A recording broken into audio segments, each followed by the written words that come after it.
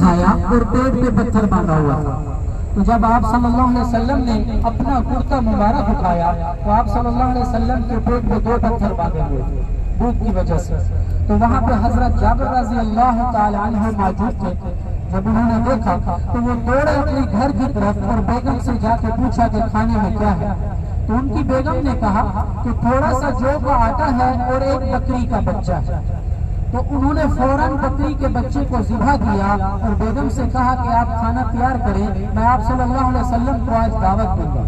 اور آپ صلی اللہ علیہ وسلم کی خدمت میں حاضر ہوئے کہ یا رسول اللہ صلی اللہ علیہ وسلم، آج کا کھانا آپ ہمارے ہاں کھائیں اور چند صحابہ کرام بھی ساتھ لائیں، کیونکہ جو بکری کا بچہ تھا وہ 10 سے 15 لوگ کھا سکتے تھے۔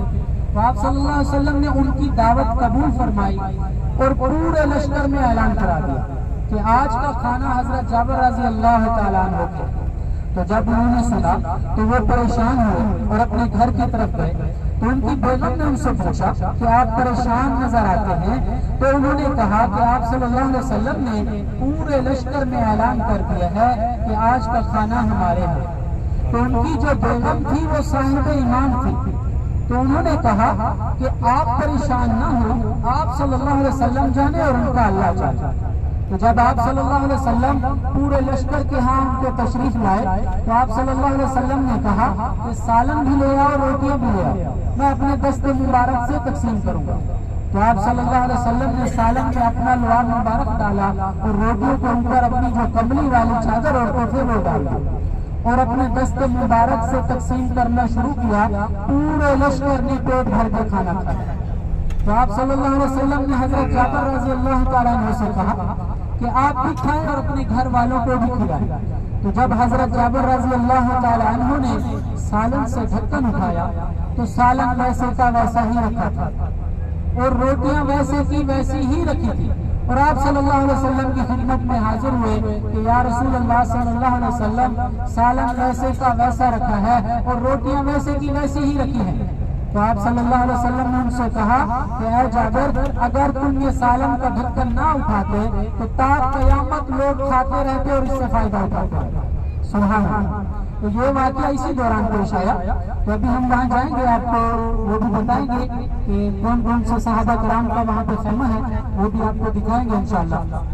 تو اس کے بعد ہم جائیں گے مسجد قبلتین میں، جہاں پہ ہم نے نفل پڑھنی ہے۔ اصلاً ابھی جو ہمارا قبلہ ہے خانہ کعبہ بیت اللہ، پہلے ہمارا یہ قبلہ نہیں تھا۔ پہلے ہمارا قبلہ تھا بیت الاقدس، مسجد اقصی فلسطین۔ سب لوگ اس طرف رک کر کے نماز پڑھتے، عیسائی، یہودی، مسلمان، سب لوگ۔ تو آپ صلی اللہ علیہ وسلم نے اللہ تبارک و تعالی سے دعا کی کہ ہمارا قبلہ ان عیسائیوں اور یہودیوں سے الگ ہونا چاہیے۔ تو مسجد قبلتین کے پاس ایک صحابی رہتی تھی، بشر رضی اللہ تعالی عنہ۔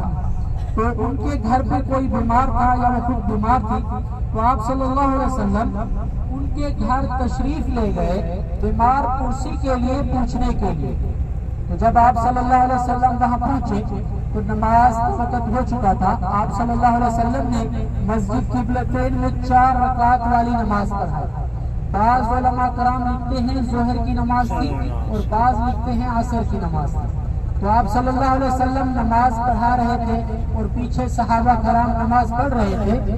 2 رکعت مکمل ہو چکی تھی کہ اللہ تبارک و تعالی کی طرف سے حکم ہوا کہ پیارے محبوب صلی اللہ علیہ وسلم فَوَلِّ وَجْهَكَ شَطْرَ الْمَسْجِدِ الْحَرَامِ، آپ اسی وقت اپنا قبلہ رخ خانہ کعبہ بیت اللہ کی طرف کر لیں۔ تو آپ صلی اللہ علیہ وسلم نے نماز کی حالت میں اپنا قبلہ رخ خانہ کعبہ کی طرف کر لیا۔ تو جب آپ صلی اللہ علیہ وسلم نماز سے فارغ ہوئے، آپ نے دیکھا کہ پیچھے صحابہ کرام نے بھی اپنا قبلہ رخ تبدیل کیا ہوا تھا۔ تو آپ صلی اللہ علیہ وسلم نے ان سے پوچھا کہ مجھے تو اللہ تبارک و تعالیٰ کی طرف سے حکم ہوا تھا، آپ لوگوں نے اپنا قبلہ رخ کیوں تبدیل کیا؟ تو صحابہ کرام کا جواب سن لیں۔ صحابہ کرام نے کہا کہ یا رسول اللہ صلی اللہ علیہ وسلم، آپ پر ہمارے ماں باپ قربان، ہمارے تو قبلہ بھی آپ ہیں اور کعبہ بھی آپ ہیں۔ سبحان اللہ۔ تو آپ صلی اللہ علیہ وسلم نے ان صحابہ کرام کو 10 مبشرہ کا لقب دیا۔ اشرا عربی میں 10 کو کہتے ہیں، مبشرہ وہ جس کو دنیا میں ہی جنت کی خوشخبری سنا دی گئی۔ تو ابھی ہم وہاں جائیں گے، ابھی ماشاءاللہ وضو سب کا ہے تو یہ وقت بھی ہمارا بچے گا۔